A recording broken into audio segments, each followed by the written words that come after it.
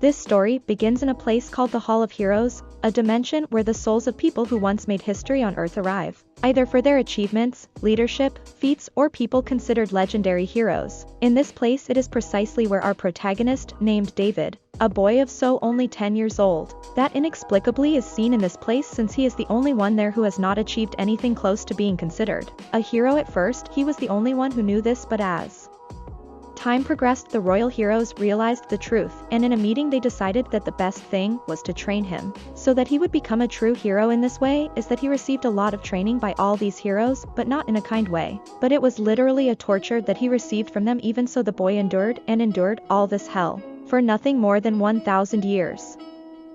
When the year 1000 arrived, all these heroes gathered to say goodbye to him, since the time had come to return, and despite the fact that he despised them, he still left with some sadness. So David crossed the portal of light, and here we realized that that boy had been in a coma for 6 long years.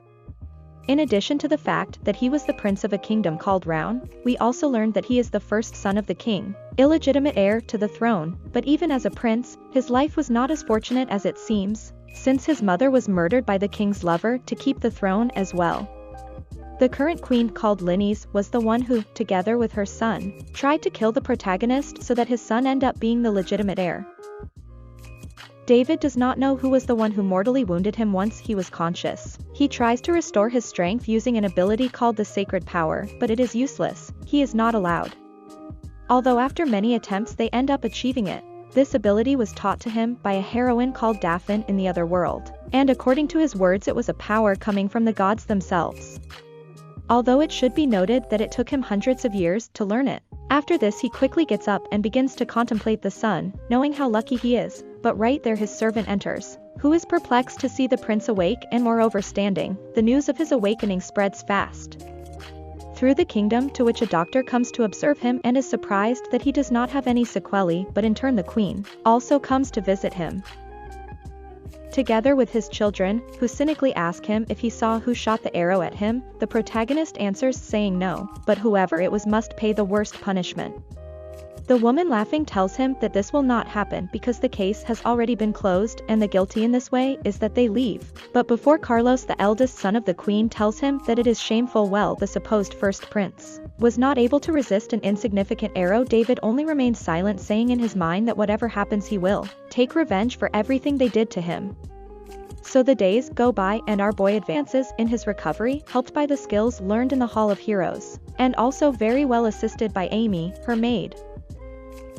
Staff that to all this was the only one who stayed to take care of him during all these years, in addition to the fact that he did not even receive his full salary for doing it. Knowing this, David is moved because he did not expect that there would be someone who would be on his side, which is why he asks him to stop calling him. Several days later, in a conversation with Amy, he tells him that the king has not even come to visit him, but that he is not surprised when his mother passed away, and he saw that he did nothing at that very moment.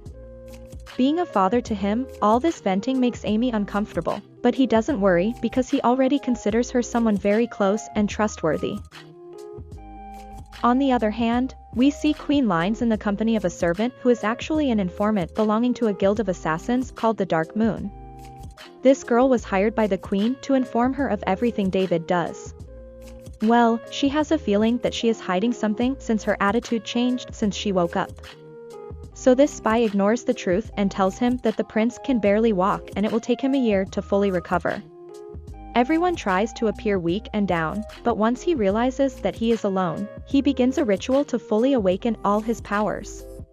Remembering the training he was forced to undergo in the Hall of Heroes to achieve necromancy, the sacred powers, it should be noted that no one in the world can handle these 3 powers together, but the fact that he was subjected to a macabre experiment by the heroines of the Great Hall in this way is that he proceeds with the ritual, a little fearful, since if there is a minimum of failure he could die. Despite this, he ends up achieving it and passes out. Minutes later, David wakes up in his bed being cared for by Amy. There he also realizes that the ritual was a success because he could feel all that immense power running in his hands. He even feels that the result was much better than he expected. The story advances 5 months from that fact and he takes one of his walks around the castle well. He is visited by a priest who supposedly comes to make fun of him using his sacred powers, and was chosen by the queen to harm his recovery. He tells the priest to have more respect. This provokes the fury of the priest, who turns around and sends him a tremendous slap on top of him when he was about to leave. He tries to go overboard with her, telling her to go see him at night or else his prince will pay the consequences. All this pissed off the prince, who was blinded. Due to his anger, he gets up, taking a sword, and leaves for the priest with the intention of executing him, and he does so by boiling the first thing in the neck. And after a single movement, he fiercely decapitates him. In the palace, he tells him that that religious man was planning to make an attempt on his life just like his son did years ago. The queen is totally confused. The boy always knew this truth. He also takes advantage of blackmailing her by telling her that if she continues to behave in a way, he will tell the people that his son was the one who tried to assassinate him. This way, the queen is totally humiliated, and in her rage she swears to kill him at any cost. On the other hand, now after this situation, visitors came to him, and this time they were his half-brothers Windy and Baris, since the king, apart from his mother, ended up having 3 other wives. Even so, for him they were his brothers, since he got along wonderfully with them. These twins have come from afar to invite him to accompany them to a swordsman competition in which Baris will be participating. This competition is important because the young people of each kingdom will face each other looking for the best. Faced with this very friendly invitation, David accepts without hesitation, since it will be the first time he will leave his palace after waking up from a coma, so that day arrives quickly and leaves on his trip to the event. But before, in a ceremony, the king gives him and Bari's blessing so that he represents good way to the kingdom. There the protagonist also meets his father for the first time, since after 6 months after his awakening the king did not even bother to say hi to him. He only say that it is a relief that he is okay. Well, despite this, David does not get sad. If not, what surprises him is his appearance, since he remembered it with a more imposing and heroic image. Now they leave to their trip, and everything was going relatively well. Until by the night, at the time of camping, the protagonist Gusto do their rehabilitation exercises there. He finds that there are 20 murderers waiting for them to fall asleep. Being able to assassinate them was clearly aptly of the queen to end the 3 at a time. But David was not going to make that happen and grab a branch, willing to face them, believing that this is a situation where it is no longer necessary to hide the power of him, because his intention is to kill everyone, and not a single witness remains. So they attack head on, and the assassins, one by one, they are falling to disappoints the boy, since he believed they were more powerful, and when only 3 tells them to run away and to tell the queen to get ready because will go to her. After they witness all this massacre, obviously they leave without knowing that David only was mocking and having fun with them.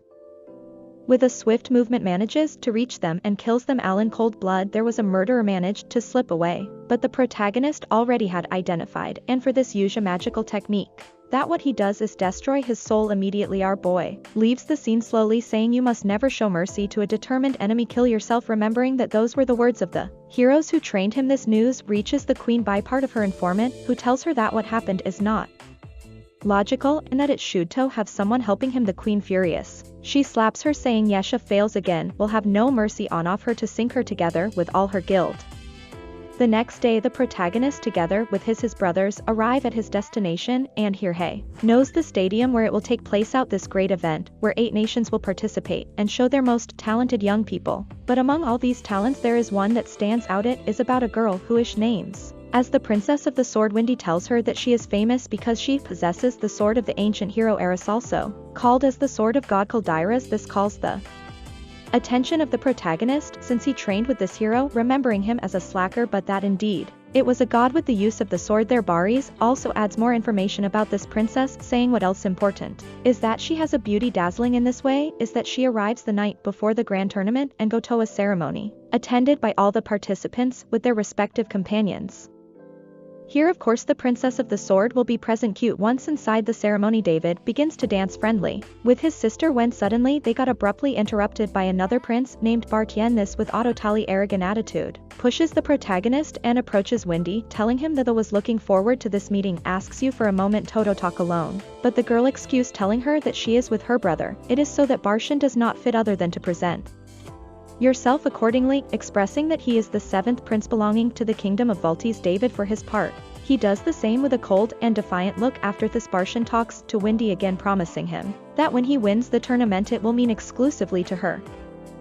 This annoys the girl because it is a tremendous contempt for her twin brother since he is also a participant in this tournament. This whole situation provokes the anger of the girl, who proceeds to leave, but Bartian was not going to let all this end this way, and tries to force Windy to stop and turn around to pay attention to him. There David, realizing this, takes his hand and folds it, telling him not to put his hands on his younger sister. The hateful man takes this as an offense and throws his glove at her, exclaiming in front of everyone present that he challenges him to a duel. Here Alina comes here and she is the one to calm the situations. She is so beautiful that with her mere presence she makes Bartian calm down. She even tells him that he should apologize to both Windy and David, so Barshan, without saying anything, prepared to apologize.